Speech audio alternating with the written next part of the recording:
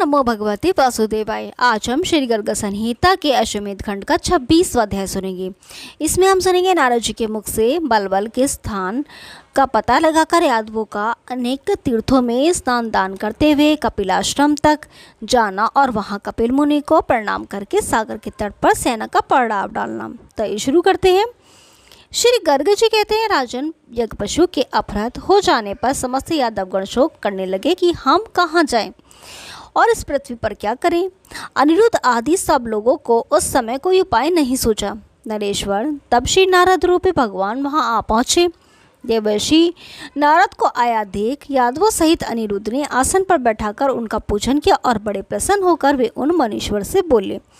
अनिरुद्ध ने कहा, भगवान, वक्ताओं में श्रेष्ठ मुनि दुरात्मा दैत्य बलबल हमारा घोड़ा लेकर कहाँ चला गया है, यह सब मुझे बताइए।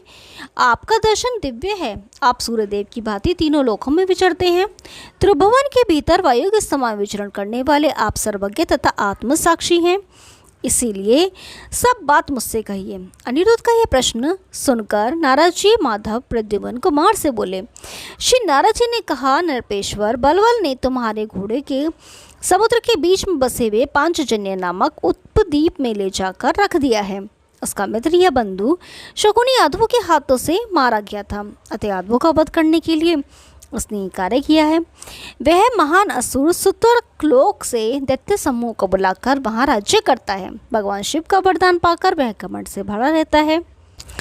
यह सुनकर अनिरुद्ध ने शंकित होकर पूछा। अनिरुद्ध बोले, देवर्षि, चंद्रमौली भगवान शिव ने उस दैत्य को कौन सा श्रेष्ठ वर प्रदान किया है? उसके किस कार्य से शिव जी संतुष्ट हो गए थे?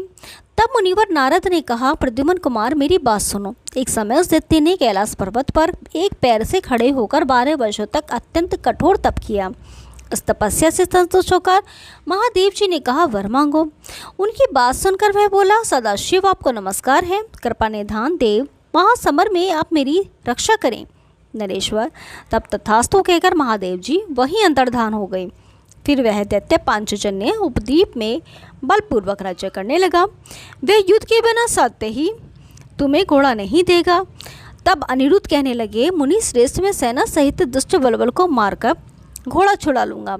यदि यह भगवान शिव के वरदान से युद्ध करेगा तो मुझे विश्वास है कि शिव जी युद्ध में उस श्री कृष्ण द्रोही दुष्ट की रक्षा नहीं करेंगे। ऐसा कहकर अनिरुद्ध ने विजय यात्रा के लिए सहसा समस्त यादवों को आज्ञा दी। नरपेश्वर नारद जी के हृदय में युद्ध देखने का कौतूहल था।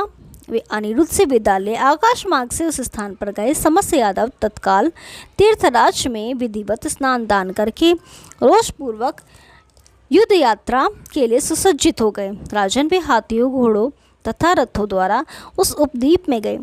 प्रतिदिन 2 लाख सिपाही उनके जाने के लिए मार्ग तैयार करते थे। वे बिंदीपालों की सहायता से सर्वत्र सेना के लिए पहले ही मार्ग तैयार कर देते थे, जिस पर रथ, हाथी और घोड़े सुख से यात्रा करते थे। राजेंद्र, उस निष्कंटक मार्ग में पैदल सिपाही भी तीव्र गति से चलते थे। यादव सेना के भार से पीड़ित ही शेषनाग मन ही मन कहते थे, न जाने भूतल पर क्या हो गया है। नरेश्वर अनिरुद्ध सेना के आगे होकर अलक्षित भाव से चलते थे।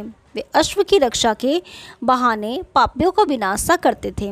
राजन प्रद्युम्न कुमार, अनिरुद्ध अश्व की रक्षा के लिए जहाँ जहाँ गए वहाँ वहाँ वे श्री कृष्ण के समग्र यश का गान सुनते थे। जो लोग श्री कृष्ण और बलराम की प्रशंसा करते थे उनको वे रत्न, वस्त्र और आभूषण बांटते थे। उनकी सेनाओं में जो कुछ भी उत्तम धन था वह सब श्री कृष्ण कथा से आकृष्ट चित्त हो वे प्रसन्नता पूर्वक दे डालते थे। राजन, इस प्रकार श्री हरि का यशोगान सुनते और काशी तथा गया आदि तीर्थों को देखते हुए वहां अनेक प्रकार के दान दे वे पूर्व दिशा की ओर चले गए। यादवों की ऐसी भयंकर सेना देखकर गिरिव्रजपुर के स्वामी जरासंध पुत्र सहदेव शंकित हो गए। वे नाना प्रकार के रत्नों की भेंट ले भय से विवल हो दोनों हाथ जोड़कर अनिरुद्ध के चरणों में गिर पड़े। शरणागत वत्सल अनिरुद्ध ने सहदेव को प्रसन्नतापूर्वक रत्नमयी माला भेंट की और उन्हें उनके राज्य पर स्थापित करके शीघ्र ही श्रेष्ठ वैष्णवंशी वीरों के साथ वे कपिलाश्रम को गए। श्रेष्ठ यादव वीर ने वहां गंगा सागर संगम में स्नान किया और सिद्ध मुनींद्र कपिल का दर्शन करके अपनी सेना सहित उनके चरणों में मस्तक झुकाया। राजन इस स्थान से दक्षिण दिशा में समुद्र के तट पर महलों के समान ऊंचे ऊंचे शिविर लग गए। राजेंद्र उन शिविरों में अनुयायियों सहित अनिरुद्ध आदि शूरवीर और विजयाभिलाषी समस्त यादवों ने निवास किया। ओम नमो भगवते वासुदेवाय। कल 27वां अध्याय सुनेंगे, तब तक के लिए नमस्कार।